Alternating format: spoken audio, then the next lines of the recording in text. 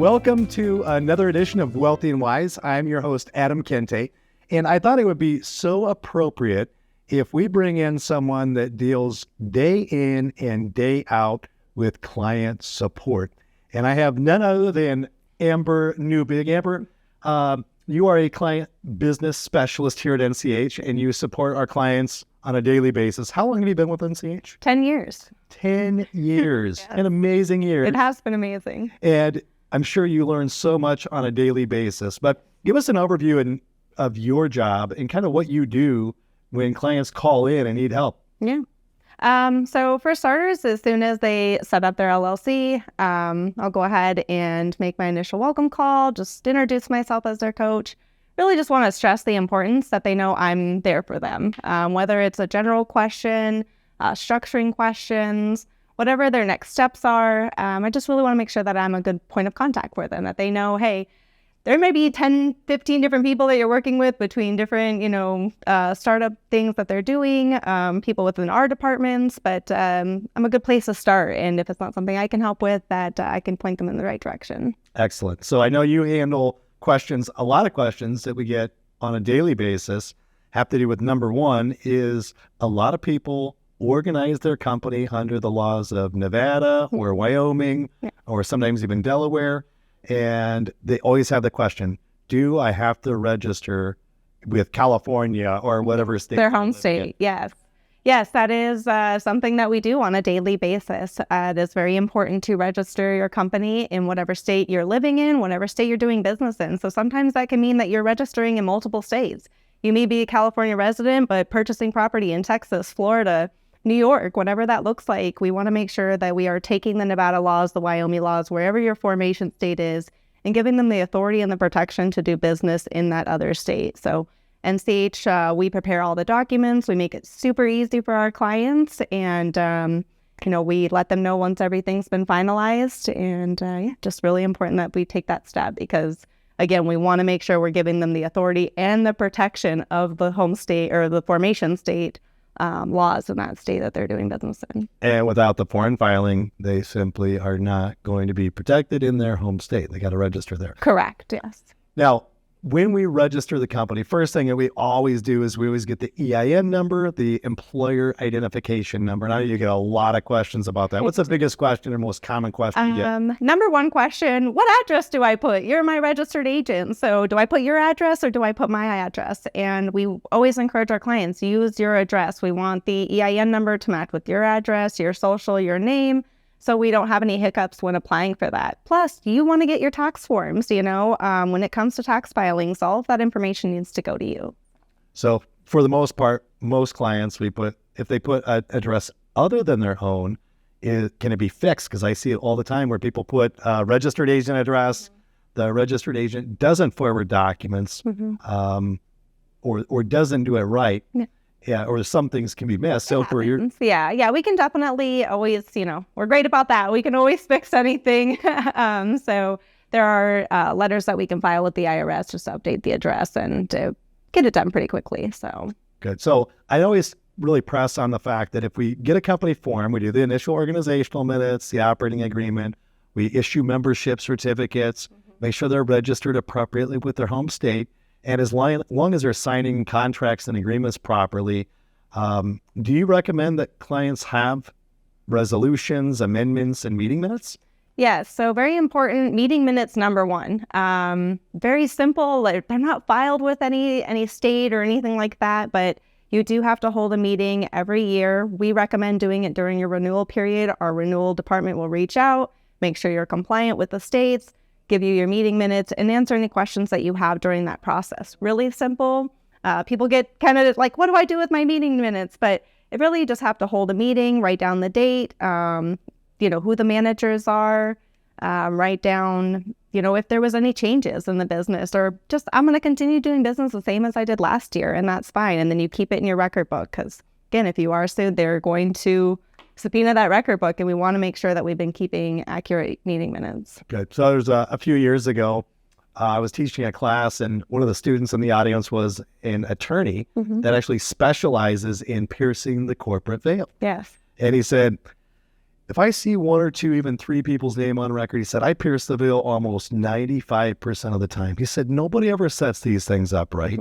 They never maintain them properly. We have a huge success in veil piercing. The two things that I always do, he said, I will subpoena their corporate record book and I will subpoena their bank statements.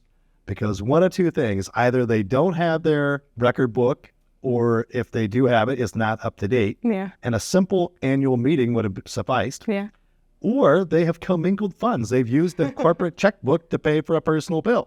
So what do you tell clients that have screwed those things up, where they have used the LLC to pay for a personal bill that they shouldn't have? What would you advise them? If that happens, I think it's really important to document that expense and then work with your CPA. So if it was, we'll show it as a loan. You know, the company loaned you money, you loan the company money, and we just want to make sure that we're accurately documenting that so it doesn't come back as commingling. So again, having a good CPA on your team is so important. Good. And you have a lot of CPAs that you work with. We do. We have a great team here, and they're able to provide tax consulting and strategizing, making sure that you're just getting the best benefits from your company. Well, so now that we're talking about taxes, so common questions we get on taxes. So a lot of times people will form a company, we get the EIN number, and they are a disregarded entity, meaning the IRS is not expecting them to file a separate return. But a lot of people make an S election where they elect to be taxed as an S Corp, so they get all the tax benefits of owning a business and operating as an S Corp. What is the biggest mistake or problem that you see with people that have made the S election? Number one, they don't think they have to file a return. They're like, oh, my business didn't do anything this year. I got started and I was busy with my education. I was getting, just putting the marketing in place, all these different tasks, but I didn't make any income this first year. So I assumed I didn't have to file. And the IRS, if you are an S Corp, you have to file a return, even if it's a zero activity return, and we can help you with that. But it is so important that you file, because if you don't, there are penalties that you will incur on that. And so that would be the number one mistake.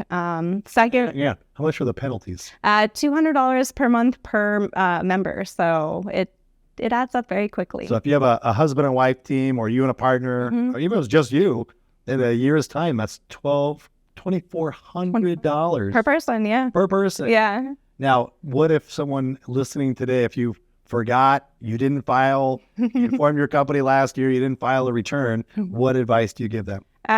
Call us immediately so we can get you connected with our CPAs. We can file in the first year. If it's like the first time, we can file an abatement letter, which is very much like a forgiveness letter. Like, hey, I didn't know. Please forgive me, IRS. And we can work on getting rid of those fees and file that first return. So we can waive the $2,400 fees. Perfect. All right. What's a common CPA question number 2?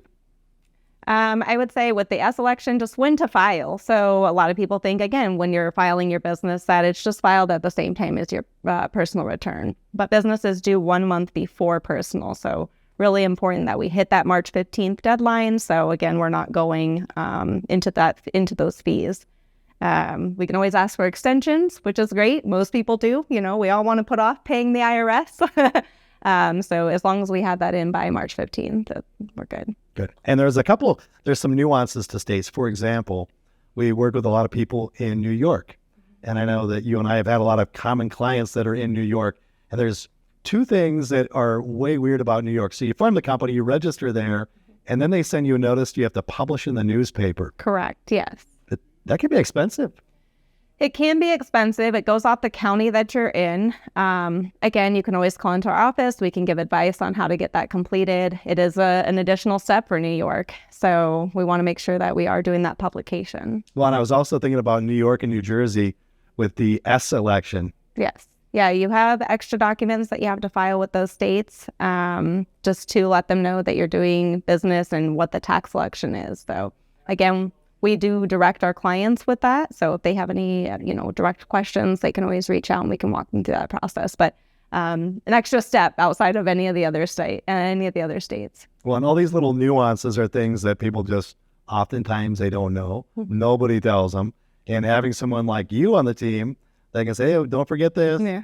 I get emails from you with my business that remind me, hey, Adam, don't forget taxes are due. Hey, Adam, you need help with a business plan. Little reminders that I get from you, which are so helpful for what I do in the businesses that I run. Now, the last piece I want to talk about in client support in your job as a business specialist is that you're directing people down the right path to make sure their company is set up and operating properly.